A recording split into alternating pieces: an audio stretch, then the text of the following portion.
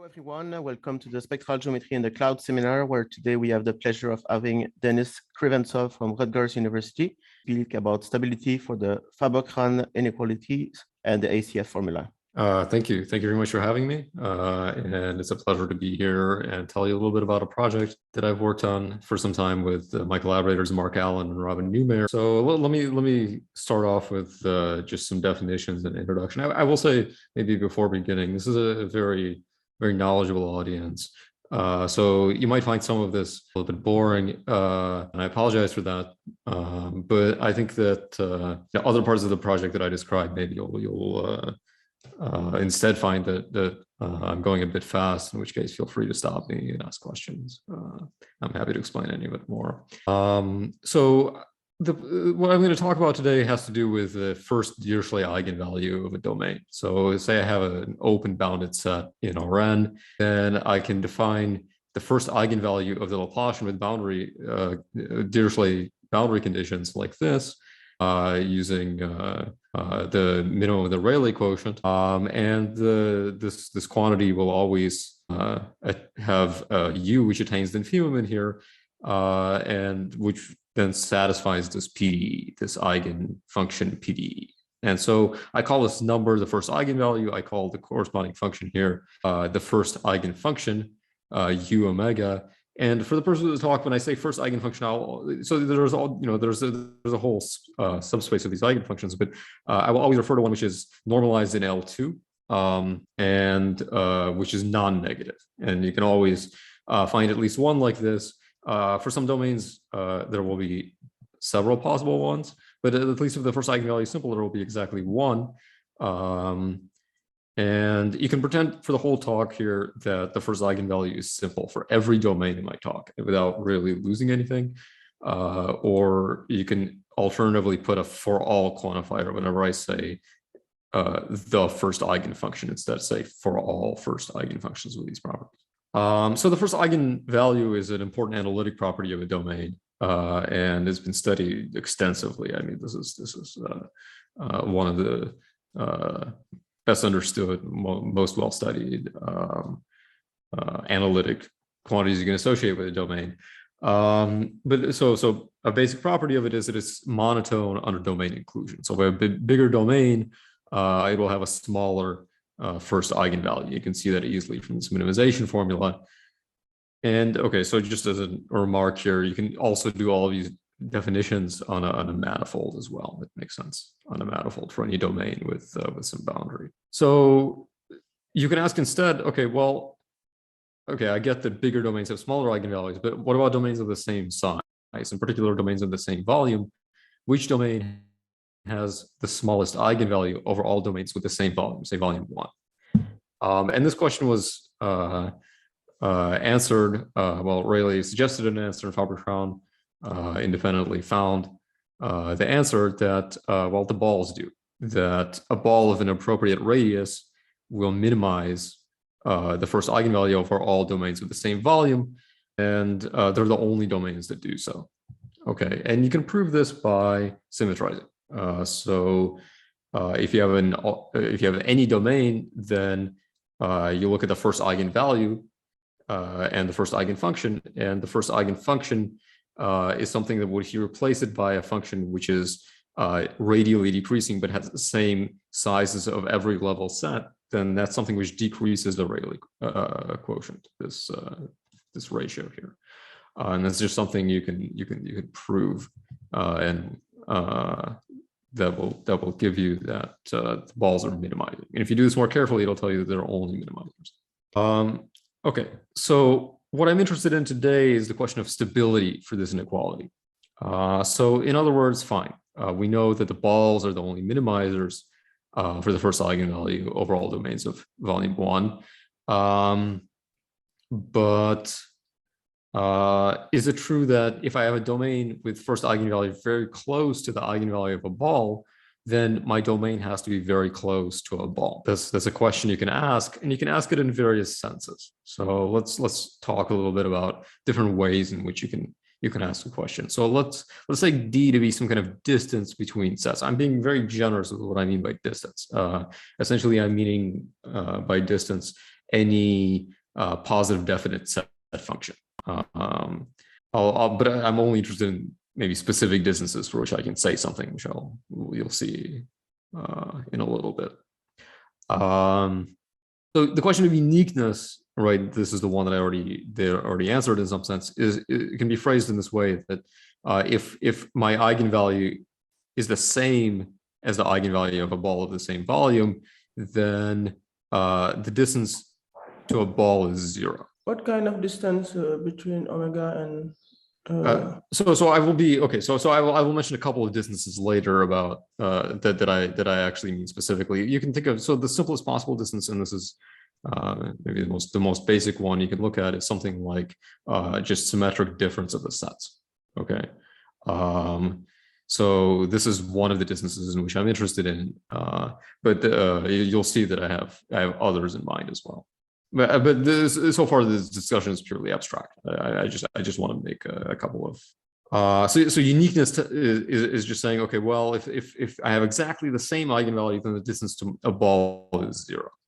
And this is true. This is true for any set distance you can possibly put on here, which is positive definite. Then you can ask stability questions. Stability comes in several flavors of increasing strength, and the simplest one is sort of this qualitative stability, which says that, well, okay, for every epsilon, there's a delta such that if my gap in if my eigenvalue is at most delta bigger than the eigenvalue of the ball, then my distance is less than epsilon.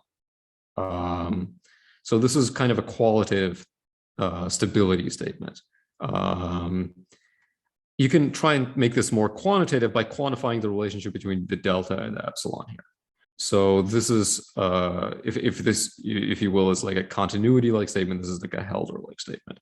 That there are constants C and alpha such that I have a quantitative inequality like this. This would be the kind of thing people talk about when they talk about quantitative stability. And here you want to then maybe ask questions about what are the alpha and what are the C for which this is true. Particularly, you want to find the smallest alpha and the smallest C, which are the ones that make this inequality.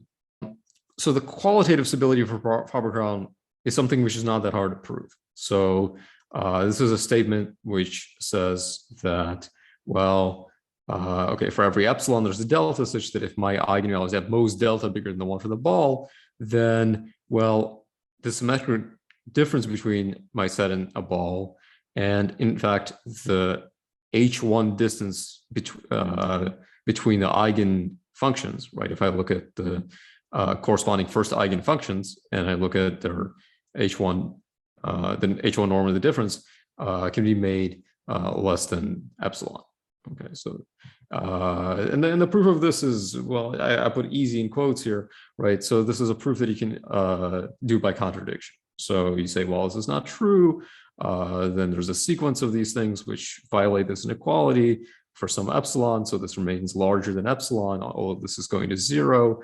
And then you try to pass to the limit in that sequence. And this proof is easy to the extent that you can actually pass to the limit here. It takes a bit of thinking about how to pass the limit, but if you're familiar with concentration compactness arguments, you will not find this a very difficult thing to prove. So this is, as far as I can tell, this has been known forever.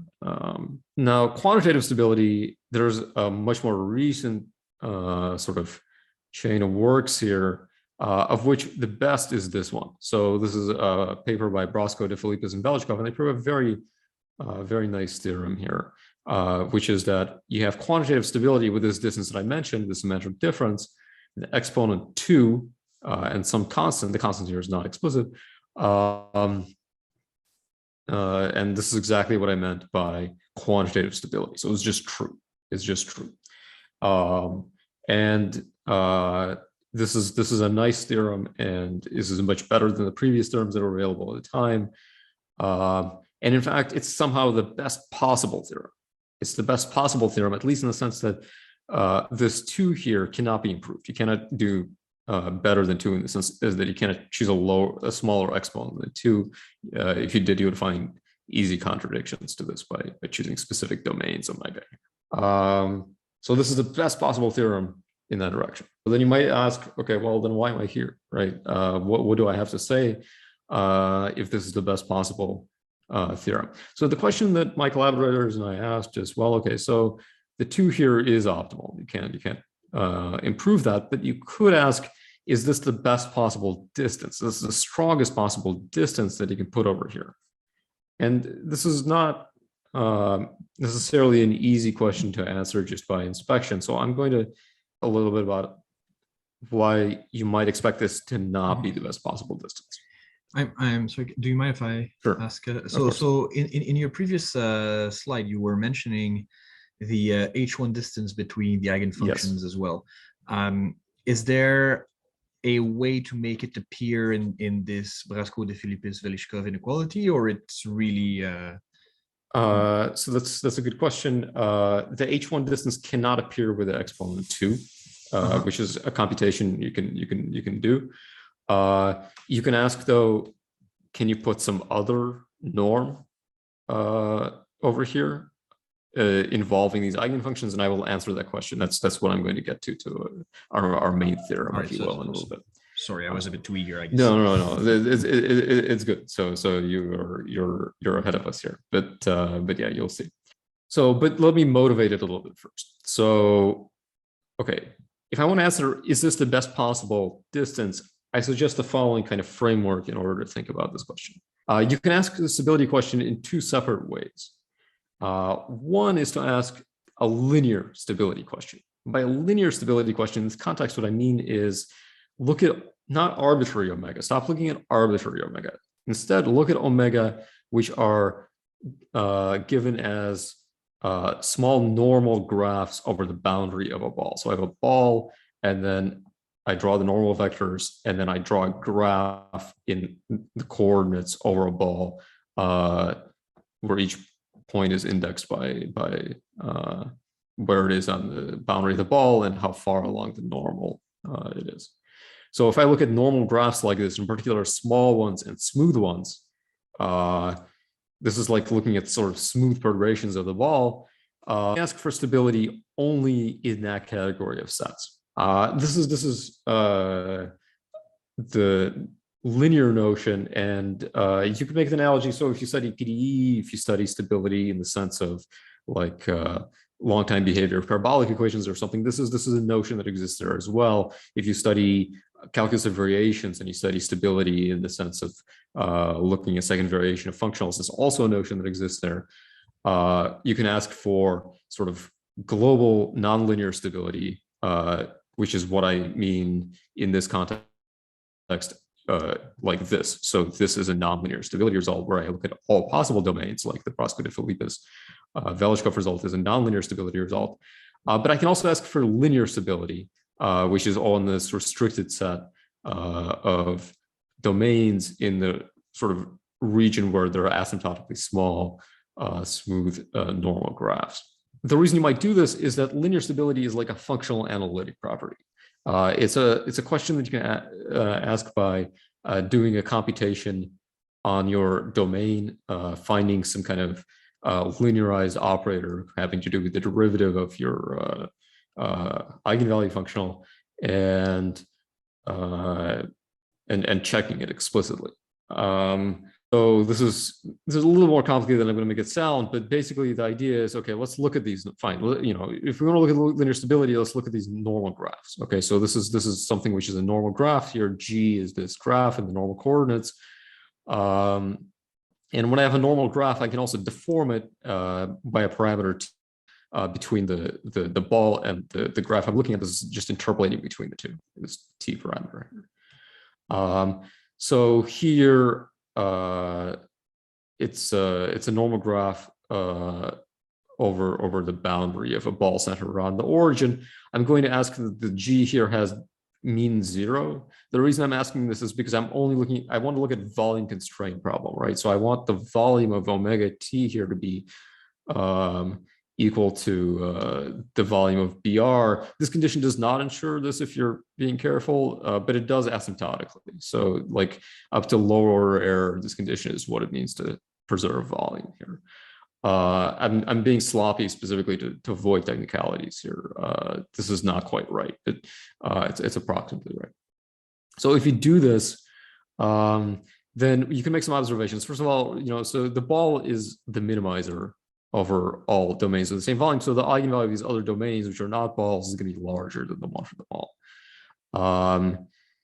And the derivative of the eigenvalue is going to be 0, basically because they're minimizing, and your functional is sufficiently smooth that this is 0 for the same reason that it is in calculus class.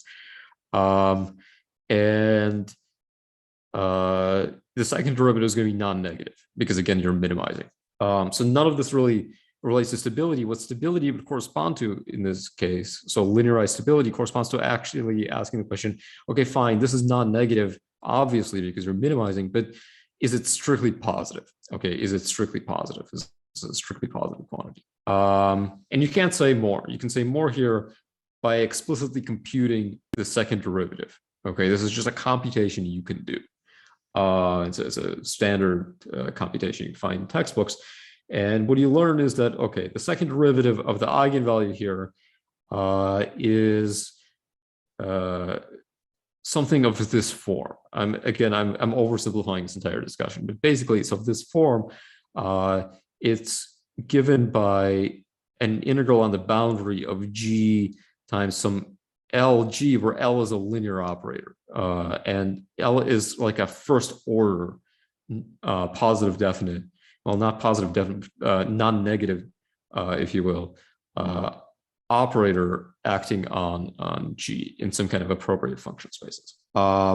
It's not positive definite because it has a non-trivial kernel, and you can figure out what this kernel is pretty easily here, because what I said here is actually slightly not true. Because, okay, fine, so I have my ball, right, and I'm looking at normal graphs. What if I just take my ball and I move it over to the side here, right? Like I take my ball and I move it over in this direction, right? This is something I can treat as a smooth normal graph over my original ball. It corresponds roughly to having G be this kind of function. And so this translation, right, I don't change the eigenvalue under translation. The eigenvalue is translation invariant. But I do change I do change the graph here. It corresponds to non-trivial G. So this is something which for which the second derivative is going to be 0, and so this is something which is going to be in the kernel of this operator L. What you can prove though is that this is the only thing in the kernel. So these are the only things in the kernel. It's these n objects. So it's an n-dimensional space spanned by these, where these are linearly independent directions. So if what I said here is true and you sort of believe in functional analysis working out, then what you should expect is that if I look at G, which are orthogonal to these translations, orthogonal to this kernel, then, well, restricted to that space, this is actually a positive definite operator, and so you can bound it from below by something. And I said before, it's first order. So if this is first order, then sort of heuristically, I can integrate half of it by parts onto this G here to get like a bilinear form here. So I would expect to have a norm here which is of order 1/2. So maybe like an H1/2 norm of G here. This is the best I can really expect if L is first order. And so I'm looking for an inequality like this. This is sort of the best possible linear stability inequality that I can expect in this context. And this is true. This is something that you can prove. This is something we do prove. I'll come back to this when we do prove it. So in the linear context, this is kind of the strongest stability statement you can really expect. You expect it to control the H1/2 norm of this function G, and you don't expect it to control higher norms. It just doesn't. It's not really compatible with the structure. The problem with this kind of computation is that you might look at this and say, okay, well, fine, this is a good linear stability statement, maybe. But what is the relationship between this and what I was talking about earlier? What is the relationship between this and the Roscoe de Filippe's result, which was a nonlinear stability statement? There is no G here, right? It doesn't make sense. There's no G when I'm talking about arbitrary domains here. What you can do though is if I have a perturbation like this, I can compute how this kind of distance is related to norms of G if omega is given as a normal graph domain like before. And what you get by doing this computation is that this distance is like an L2 norm of G. It's comparable to the L2 norm of G. So in some sense, then this is the Brasco-Delfoucault result is reasonable, right? The H1 norm here controls the L2 norm. On the other hand, it seems like maybe it's not optimal. Maybe you can afford a somehow stronger norm here, or at least some kind of distance here, which becomes a stronger norm when you restrict it to just these normal graph domains, in particular an H1 like norm. So that's one of the things we were looking at here. Is there a set distance which realizes, which behaves like the H1 norm here? This is not like an obvious question. It's not given H1 here. I don't know how to produce a distance that reduces to the H1 norm in the context of these sets, right? Like it's not an obvious question to answer, I would say. Is right, like it's not so easy to come up with distances over here. I can't just extend my H1 norm for arbitrary sets. It makes no sense. There are other issues here. These are issues that actually were mentioned, I think, by Brasco and collaborators as well in the context of their result. And that's, well, even in the nonlinear regime, right? Like when I'm not looking at these normal perturbations, there's still some domains which are a bit concerning in terms of optimality for their stability result. For example, look at these slit domains. So I take a ball and I remove this line segment here, right? I remove this line segment. So I get a slit domain.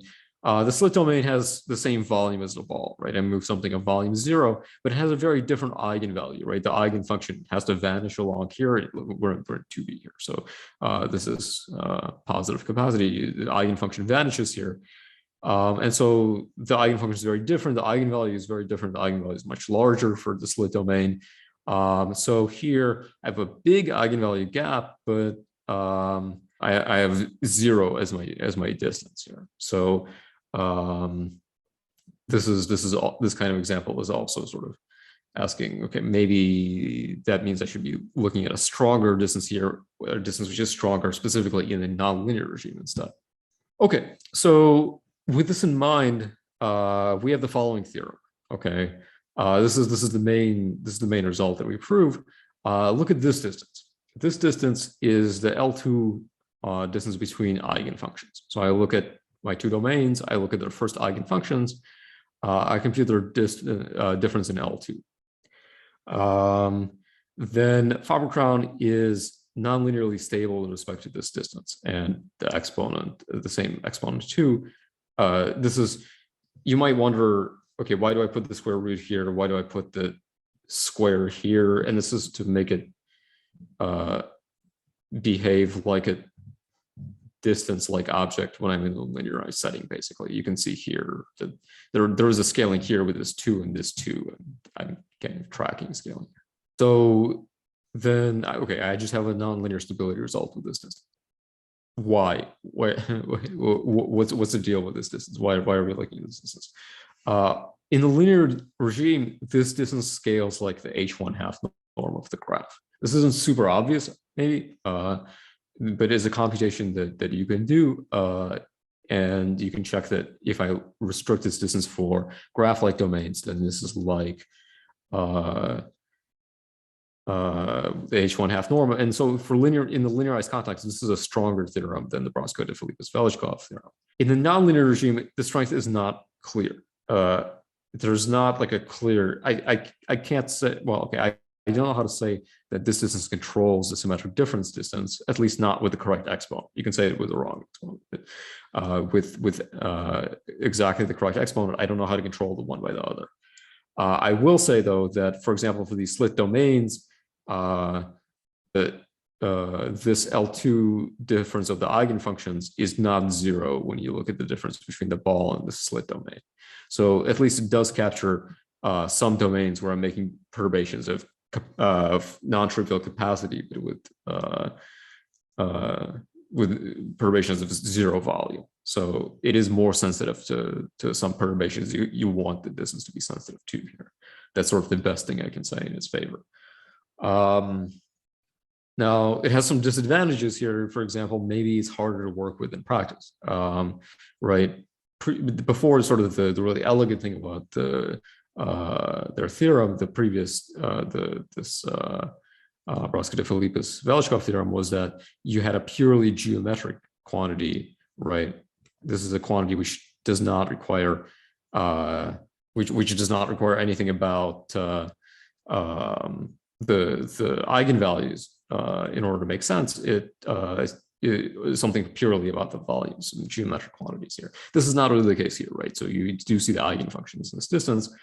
So maybe this is harder to use in practice if you're trying to relate the eigenvalues to purely geometric aspects of your domain. But I will say that maybe that's not what you're trying to do. Maybe you're trying to relate the eigenvalues to analytic properties of your domain. If you're trying to look at solutions of a PDE in your domain, in which case this distance is actually fairly natural. That's really the context that we came to this theorem from. And I would let me say a few words about that. So we didn't actually start by being interested in this inequality.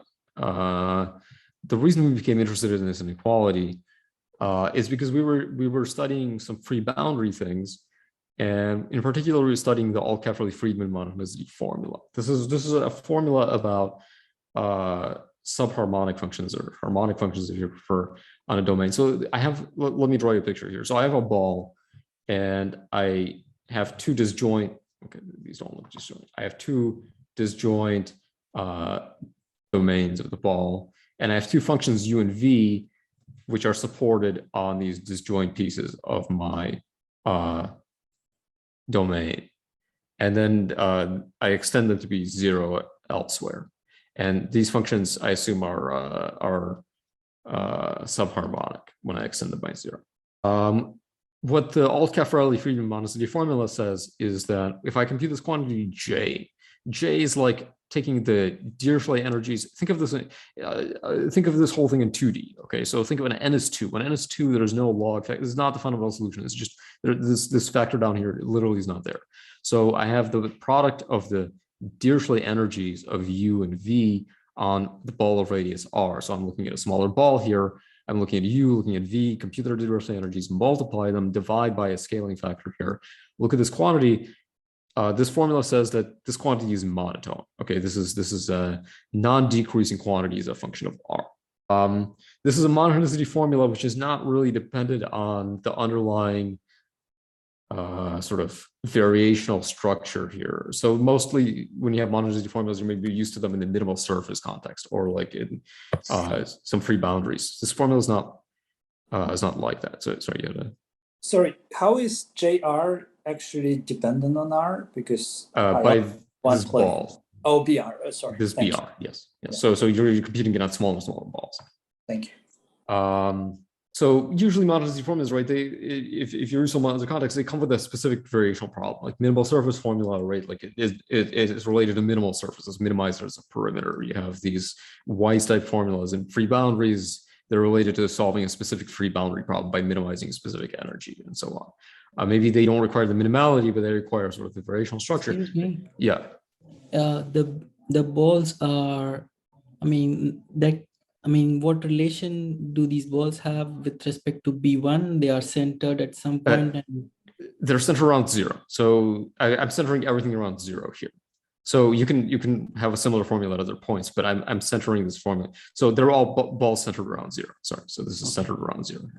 So this formula only requires sort of the subharmonicity of these functions. So it's really it's really capturing something about the structure of a harmonic or subharmonic, as it is here, functions on sort of disjoint domains like this, not sort of the variational structure of a specific problem. So it's very unique among monotonicity formulas in that way, and it makes it applicable to a wide variety of free boundary problems where you have this kind of structure. You have multiple phases, right? Like a phase where you have U and a phase where you have V.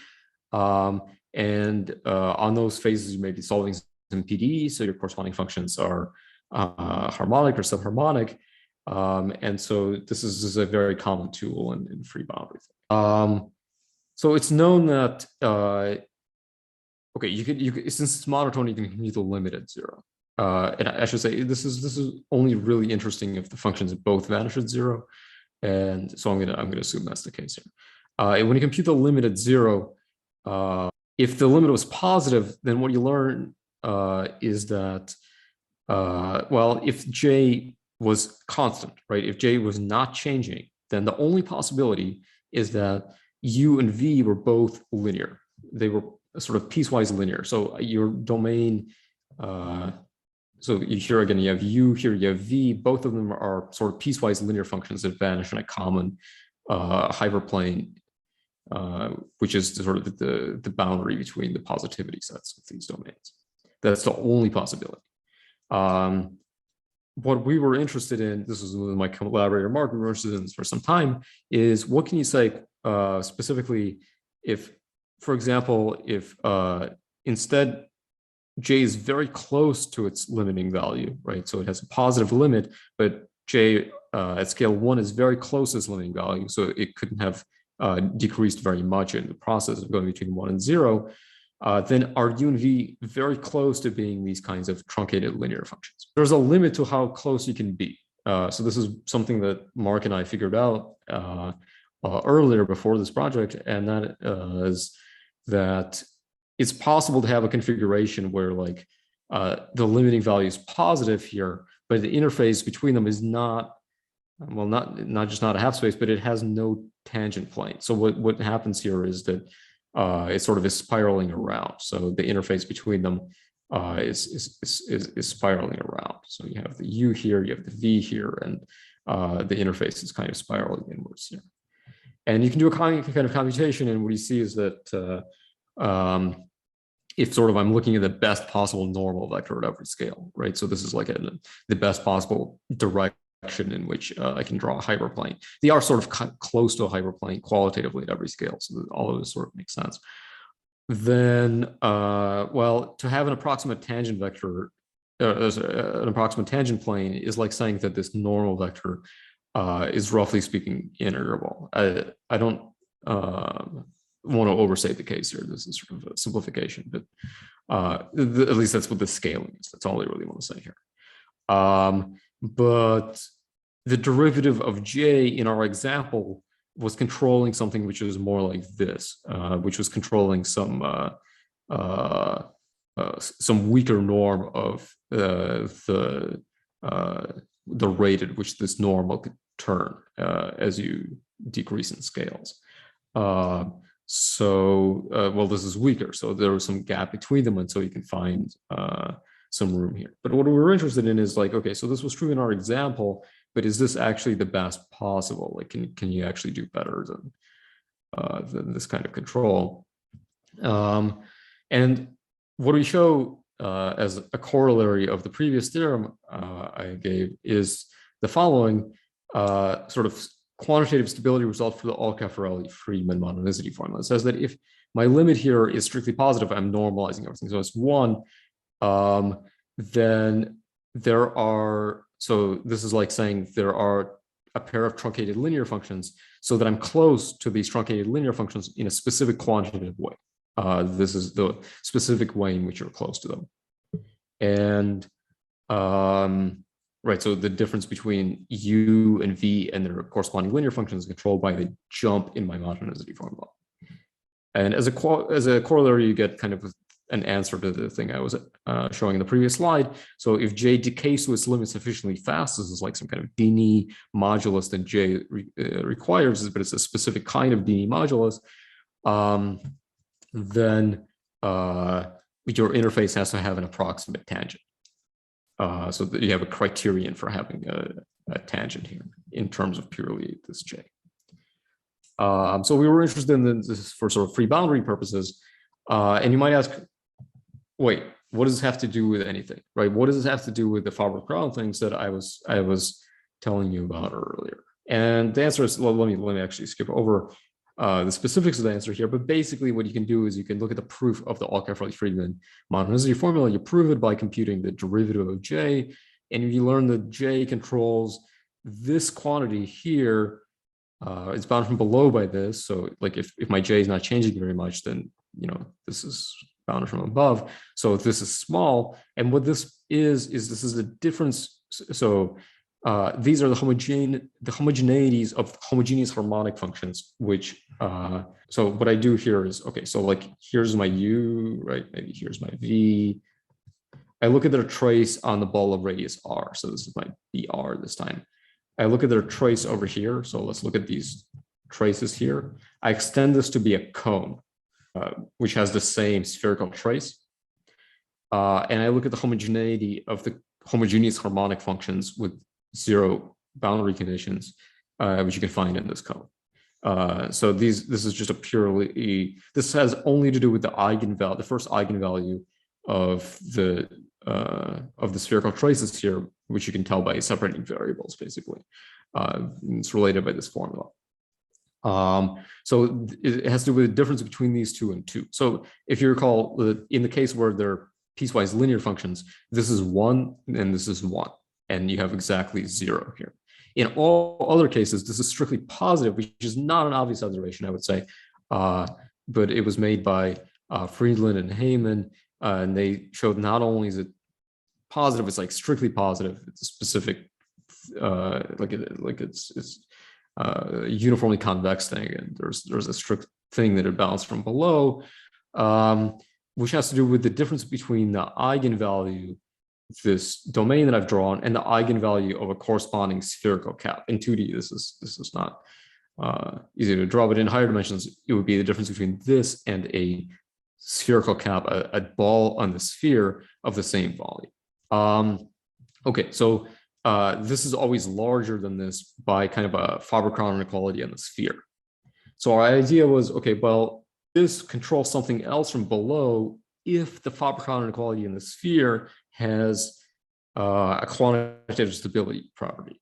And so if we can prove Faber-Krahn in the sphere, then, well, we can make use of it in here and use this to prove the stability theorem I showed you earlier. But it turns out that what you need here is not the symmetric difference in the volume. You need something like this L2 norm result that I claim. So here's a version which includes the sphere, right? So here it includes a sphere. And so our actual theorem is valid on Rn, but we also prove it on the sphere. We also prove it on hyperbolic space for the sake of it, but we were particularly interested in the sphere for this application here. So with a bunch more work and this idea, you can then prove that this theorem here, this quantitative Faber-Krahn, implies this stability property for the ACF formula. With the rest of my time, let me make some comments on the proof here. I'm not going to go through all the. I will say this proof is quite complicated. We do this in a pair of papers together. There may be 100 pages. Some of that has to do with the ACF formula. Most of it has to do with the proof of this theorem. In fact, you'll see why the proof is complicated. But I want to sort of outline the general structure and sort of point out maybe the key difficulties instead of showing you too many details. Okay, so how might you prove this? We're going to sort of try arguing by contradiction. So the overall outline is a lot like what Brasco, De Filippis, and Velikov do, for those of you who are familiar with the result. But we try and argue by contradiction. Okay, let's assume that our theorem is not true. By the way, I'm back to having being an Rn with volume 1 here. It's not true, then there's a sequence of domains where I can find arbitrarily small constants that make this false, right? So I can have constant 1 over k, and yet it's still false. Okay, so then notice that this is bounded. This is bounded for trivial reasons, just because this is always bounded by like 4 or something, because these are L2 normalized eigenfunctions, right? So then the eigenvalues here are going to the eigenvalue gap here, right, it's going to zero. It's going to zero. Now, before I claim that the qualitative stability is true, right? So that means that because this is going to zero, the H1 norm, right? I had the H1 norm in here, is also going to zero. The H1 norm of the difference between the eigenfunctions, and so the L2 norm, so this distance here is going to zero as well. Okay, so both sides are going to zero. Okay. And at this point, you kind of, if you're just trying to do this, you kind of run out of ideas. Like, what do I do next, right? This is actually not an easy statement to prove by contradiction. The idea here is this. What I wish for is that these omega k's were not arbitrary omega k's like I'm getting here because I'm arguing by contradiction. I wish that they were instead nice, smooth, normal graphs over the boundary of BR. I wish they were smooth graphs over the boundary of BR because then I could do my functional analysis computation that I showed you before and use the linear stability there to conclude, hopefully. Now, of course, this is not the case. The omega k's are completely arbitrary, right? They're completely arbitrary, they're like open sets. But so you can ask, can I instead replace omega k's with a different VK, which has the same properties here, right? It satisfies the same inequality here, but is nicer. It has like smooth boundary, and it's a smooth normal graph over the boundary of BR. So this is really hard to do directly. Like you might say, well, can you mollify it? Can you do some kind of averaging? Not to the extent that you're going to reduce it to a small normal graph over the boundary BR, because you're gonna have to do like huge right? You're gonna have to make really large changes to the omega k in order to do that. So there's no direct argument that's going to let you regularize these in a useful way. What people have figured out is what's called a selection principle, and this is an argument which sort of does this indirectly. This was done before Brasco, Devlin-Velishkov. I don't know the exact history of this, but my understanding is that this was done for kind of isoparametric like inequalities first. This was kind of a method to prove certain stability properties for some variants of isoparametric inequalities by others. And then Brasco, Devlin-Velishkov used it in the Faber-Krahn context. And this is a kind of clever idea, which is based on this. Well, what if I try finding these VK indirectly? I'm going to suppress V. So V here is what I was calling VK before. I'm just going to remove these subscripts. Where I'm minimizing, what am I going to minimize? I'm going to minimize this is my distance function between V and BR. And this is the distance between omega k and BR that I just gave it this name. So I'm minimizing here the difference between the one and the other. So what I want here when I'm minimizing this right-hand term is I want the VK to be a similar distance away from BR as omega k was. This is useful if you want to have the same, right? So my goal here is to find an omega k which satisfies the same inequality. So basically this is saying that I want this quantity to be similar to the one for omega k. So it's not too surprising I want this. The other thing I'm going to minimize is just the first eigenvalue of V. So if you think about what this is doing, right? So the second one wants V to be a similar distance to BR as omega k was. The first term just wants V to look like a ball, right? Because if I just minimize this without this stuff being here, then I will get a ball. I'm always doing volume constraint minimization. Okay. So then the idea is, okay, I'm minimizing this functional. On the one hand, hopefully I will have a V which sort of satisfies both of these properties. It's close, it has similar distance to BR as omega k did. On the other hand, it will be kind of close to being a ball. And it's also minimizing a function where this is kind of a dominant term. So hopefully after a lot of regularity theory, I expect it to be smooth and a smooth perturbation of a ball on top of that. And also satisfying previous inequality. So there's a lot to ask. But that's the basic idea. You actually minimize this for technical reasons, but this is basically the same thing. Look at this, and at first point, first glance, you might be kind of encouraged here. You might be kind of encouraged, but you look at the second term here. So we know minimizing lambda 1 here is good. We're good at minimizing lambda 1 it's like a very nice, well-posed minimization problem. So you might look at this and be encouraged because this looks like a lower order perturbation, right? This is like the Rayleigh quotient. It's like an H1 norm of the eigenfunction. Whereas here, what you're seeing is U kind of in L2.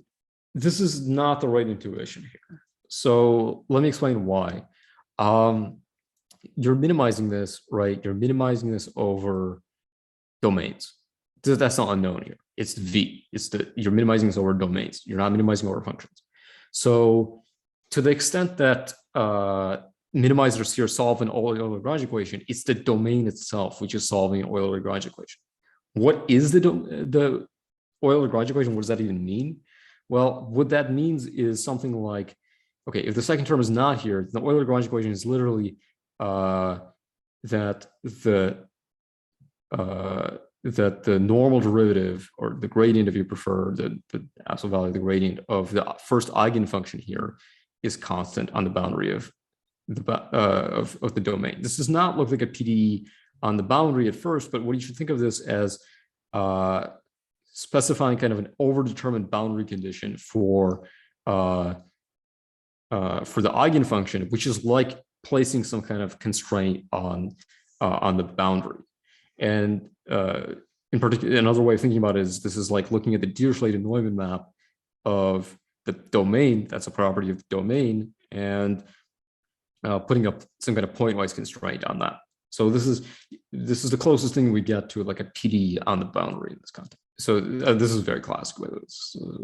Hadamard's variational formula.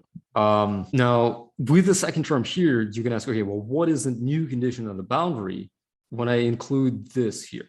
And that is not obvious, because what you have to realize is this eigenfunction depends on the domain, and the dependence of the eigenfunction on the domain is quite complicated, right? It's quite a, and so, but you can do a computation, and we carefully do a computation. And what you realize at the end of the day is that the PDE can be rewritten after some manipulations in the following kind of form, where you have what you had before plus a small parameter, because this is a small parameter, times the normal squared of some other V, which is some solution to some other PDE on V, and this altogether is constant now. So the perturbation here is like this.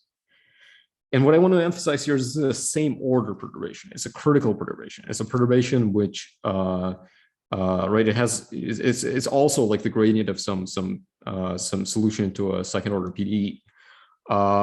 So these terms are the same order. The only reason you might hope to succeed here is that this is a small number.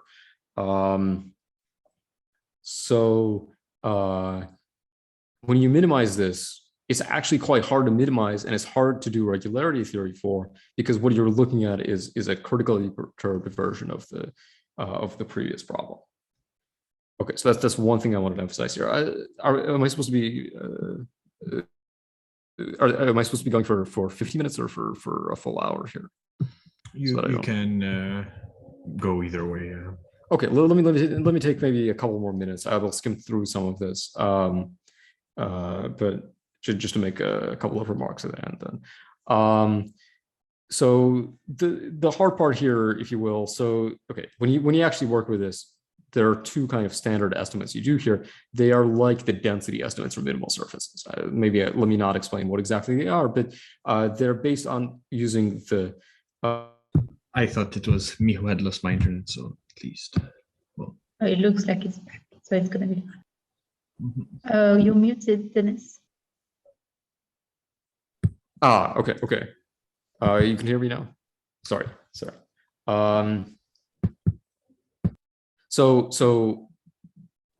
share your screen. Yeah. Oh, well, you can't see my screen either. Okay. My apologies. Okay, let me. All right. Okay, so right. So there's some kind of estimate we need to prove here. And the only thing let me say here is that this is an estimate which is actually an estimate that we don't actually know how to prove here. We don't actually know how to succeed in proving So like you do a computation, this is an inequality you need, and we don't know how to prove it. And so this is the other reason for the complexity here. We don't know how to prove the key inequality will let you sort of obtain these nonlinear estimates. And to get around this, we have a trick using the torsional rigidity that I will skip over rather than explain. But essentially, you perturb your function a little bit by adding a bit of this torsional rigidity is like solving this PD instead of the eigenvalue equation, the eigenfunction equation. It's very much like the eigenfunction equation, but it's slightly different. And that this functional has the advantage that you can prove the nonlinear estimates we need for it. As a disadvantage is not the functional that you wanted to begin with. So this is something we're gonna have to correct at the end. And then we at the end of the day succeed. We do a lot of regularity theory. There's a lot of regularity theory involved, but at the end of the day, we succeed in showing the boundary of it is a C2 alpha domain. It's not better than C2 alpha, specifically C2 alpha. And it's a small normal graph over the boundary of a ball. And then we are saved by this Kohler-Jobin inequality, which is a very, very pretty result about how the torsional rigidity and the first eigenvalue of a domain are related in the context of being like this kind of perturbation of a ball. This lets us essentially say that by adding this, we don't actually mess up our function at all. Okay, and then this plus making the linear stability I mentioned earlier rigorous results in a proof. Let me. So that's all I want to say as far as sketch of the proof goes. I showed this to you on Rn. If you do this in the sphere, linear stability implies nonlinear stability. Sort of this selection principle argument is something you can do basically whenever you have Faber-Krahn minimizers, which you can characterize, or like which are, let's say, unique up to isometry. So if you're looking at arbitrary manifolds or manifolds where this is not true and so on, but this is pretty general for spaces where you might expect to have some kind of stability. Linear stability, on the other hand, requires you to prove something about the kernel of the second variation and how it relates to isometries of the space, which is not generic. Like this is something you have to do on a case-by-case basis. It's true, however, on the sphere on hyperbolic space. Balls being minimizers. So if you want to prove exactly our statement here with the ball rather than with the arbitrary Faber-Krahn minimizers, like that's very special. I don't think it's known anywhere other than these. In fact, maybe I'm slightly wrong about that. But basically, these are the only kinds of spaces where there's known are ones with lots of symmetries, and even then, like fewer spaces that you might expect. This is better understood, I guess, in the isoparametric inequality context, but not that much better. Not that much better. So there are many interesting open problems in this direction. But sort of these are the spaces where the result we stated can possibly. So there are various things we hope to do by using this inequality, essentially, in particular the version of it for the ACF formula, and so that's we hope that there will be some further applications along these lines as well. Let me stop there. So thank you very much for your attention. Thanks a lot, Dennis. We have time for some questions. So if you have questions, either ask them in chat or unmute yourself. I have a maybe a semi-comment and a question. So this L that you showed for linear stability early on. Yes. In a very similar context, we found that L is actually a Dirichlet to Neumann map very explicitly. Yes. And I think you also mentioned Dirichlet to Neumann map. Is it the same thing, or is it? So it is okay. So it is the Dirichlet to Neumann map of something, right? Like it's a Dirichlet to Neumann map of an auxiliary problem that that you solve on the domain, right? Like it's a Dirichlet to Neumann map not for like harmonic functions, but for some specific PDE which is some kind of eigenfunction equation. But yeah, this is you can compute it explicitly what it is. Yeah. So you're completely right. It is literally a Dirichlet-Neumann map of something. And the question is, so for the ball, which linear directions are least stable? Yeah, so that's a good question. So it's, as I understand it, it's ones that correspond to deforming a ball to an ellipse, essentially. So well, after the ones that correspond to translations, right, which are in the kernel, the ones which are the next ones correspond to sort of stretching the ball in a linear fashion into an ellipse. Thanks, Gregory, for the question. Do we have other questions for Dennis? Can I ask a question? Of course. So I have a question in regards to maybe other eigenvalue problems. So for example, for Neumann eigenvalue problem, is it known that you also can put difference between eigenfunctions or some related quality and stability? I don't know if similar stability results for the Neumann eigenvalue. Okay, so this is a good question. There are a lot. Okay, so there are a lot of eigenvalue problems. There are a lot of eigenvalue problems that have Faber-Krahn like inequalities maybe. The Neumann one specific, I'm trying to think. Maybe it is quite possible that this is known, but I don't know of it for the Neumann eigenvalue. The Neumann eigenvalue in particular, I think, is quite a different proof for the optimality of the ball. So that would be interesting, just because the arguments would probably have to be quite different in order to prove stability statements. That's a good question, and I don't really know the answer to that. One might argue that Neumann is usually easier, at least for like stability purposes. Possibly, yeah. I mean, it's certainly different. I don't. At least quantitative stability is much easier. I feel like if there's one problem that might behave more like the Dirichlet problem with this regard, it's the Robin problem has more chances. Yes. I think that's true. Would there be application to like Neumann statements like this? Or, So I don't know of a direct application like we have here for this monotonicity formula. It's possible that there are applications to other monotonicity formulas, but I don't really know. I will say this: if you've dealt with, if you've tried proving stability theorems from monotonicity formulas, you may be surprised that we actually had any difficulty in proving the one here, because usually they're very easy. In this context, so for this particular one, it was not easy for us. It was pretty difficult for us to prove stability statement. But I have, like, if you can prove corresponding statements for the minimal surface formula for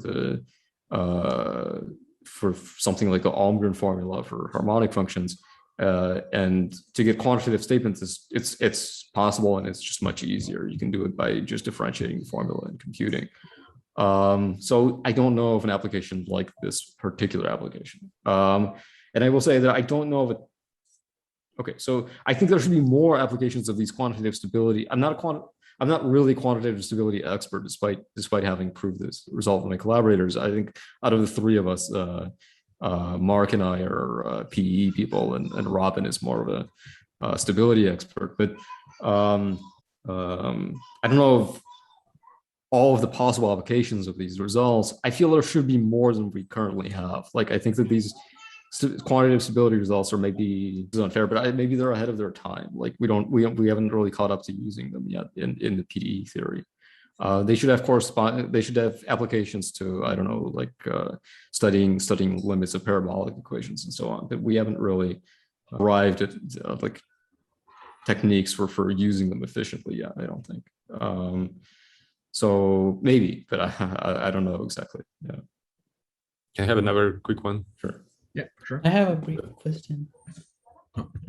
So for you spent quite a lot of time talking like about abstract setup of stability. Yes. Are there any other distances that you think are interesting? I think that yes, but I don't know what they are. So I think that but one of the hardest parts of this business is actually finding good distances. This is easy in the linearized setting, right?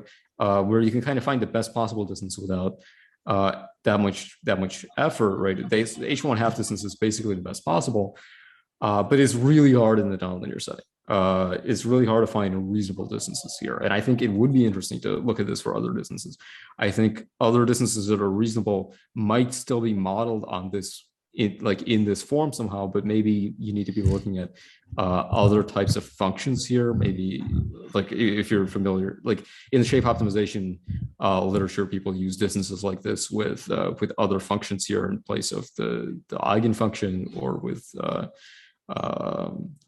different norms outside and so on. We can maybe say something for some of these, but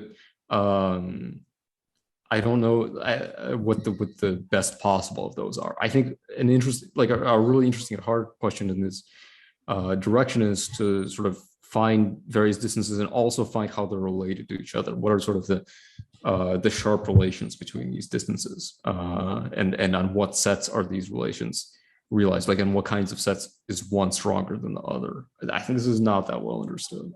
At least we don't understand it that well. So. Yeah, I think this is definitely there's definitely like, this is an interesting direction I hope somebody goes to, and I would be really interested in seeing work in that direction. Right. Thanks for this question. We have a raised hand from Rajesh Mahadevan, so you can. Yeah, thanks for the nice talk. I have a question. So I saw this idea of this linear to nonlinear stability in a paper by Dombrin Lamboli. Yes. So I just wanted to know, meaning, what are your views on this? Meaning, is there some connection or not? And the other one is, at what point of the proof you just gave a sketch, did you use the linear stability result? I mean, Right. Maybe, yeah. So okay, let me answer the second part. The place where I use the linear stability is, okay, so if I in the sketch of the proof here, right, like I said this, right, I wish that the omega k's were nice, smooth, normal graphs over the boundary. And eventually I got there, right? Like I found VK which worked, where this was true. But they satisfy, like you can just replace omega k by VK. It has the same inequality here, but it is a nice, smooth, normal graph here. At that point, you're not done, right? Like you're not done. At that point, you just have this statement and the plus that the VK is a nice, smooth, normal graph. At that point, you need to find a contradiction, right? Like we're arguing about there should be a contradiction. The place where you get the contradiction is by using linear stability here. So here you argue by linear stability that this inequality is impossible for a domain which is like this and also a smooth normal graph over the boundary of the ball. So it happens there. It happens after you've found these VKs successfully. And as far as the method goes, so this is a very strong, very generic method. I think that if you're proving a stability inequality with for an inequality with a nice variational structure, that this is certainly something you should try. Like unless your inequalities are very easy or something. Like if it's legitimately hard to prove, I think that this is a really strong technique that you should try. State of the art, I think, in the sense that perhaps the best systematic way available to prove these inequalities. So quantitative stability has a weird history where people have succeeded by doing various ad hoc arguments first, right? So like there are these arguments for the isoparametric inequality, which are based on some kind of ad hoc symmetrization stuff, and then there were arguments based on optimal transport and so on, which are beautiful arguments, but they're hard to generalize because they really require all of your structure to work out perfectly. Here, this doesn't require that, right? Like I'm just minimizing something. And the hard part of this argument, if you think about it, like the place where I did all of the work was in regularity theory, right? So that appeals to me as like a PDE person. I can just do regularity theory, and that's really like what is doing all of the work in this argument. But I think that's very powerful because we're actually like, if we're good at anything, it's at doing regularity theory. So that said, this argument clearly has some weaknesses. One weakness is that it does require some nonlinear estimates to work out. And I think as you push towards stronger and stronger distances, that becomes harder and harder. Our proof is much harder than the Broskov, Velishkov, De Filippe's result was, specifically in that place. Like it's harder as far as the regularity theory goes. It was much harder to do the regularity theory to prove these nonlinear estimates because our distance was like a critical perturbation. For them, their distance is like a subcritical perturbation. It's much easier to do all of the regularity theory. Another weakness is I didn't mention this, and nobody pushed me on this, but this constant here, right? This constant here is not explicit because I'm arguing by contradiction, right? I did an argument by contradiction, so I get a non-constructive constant here. If you want an explicit constant here, you have to argue some other way. And I, at least like for the Laplacian inequality, for example, this constant is there proves to give an explicit constant here instead of this. Thank you. Thanks. We may have time for another question if anyone has any. Thanks a lot, Dennis, for this talk. Let's thank the speaker again.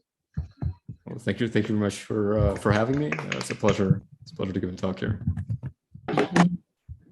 We will rejoin again next week, when we will have a talk at the same time as usual by Andrea Mondino, who will talk to us about optimal transport and quantitative geometric inequalities.